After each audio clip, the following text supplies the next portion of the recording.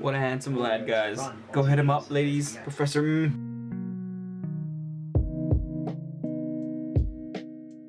I'm hitting that 4 a.m.s a lot nowadays. And now you look at the projection.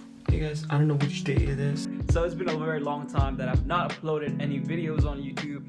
Partially because, you know, I don't feel like doing it anymore. Dude, I'm grinding on ML, machine learning, right? I'm trying to submit my work, but it gives me an error. I don't know why, but I constantly keep getting 0 and something's going wrong.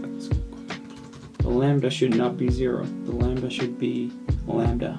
You know, when you train, you need the regularization term. I think that should fix the problem. And so what this means is that by choosing the decision boundary shown on the right. So the only free time I have, I don't want to spend it on on more screen time. You know what I'm saying? So that is partly one of the main reasons why I'm not doing it. Like, this multiplication already does the summation part for you. Hey, I just finished my machine learning course. Finally. What else do you guys want to know? Maybe I'll just give you a room tour real quick. Slim Shady, I'm a big fan.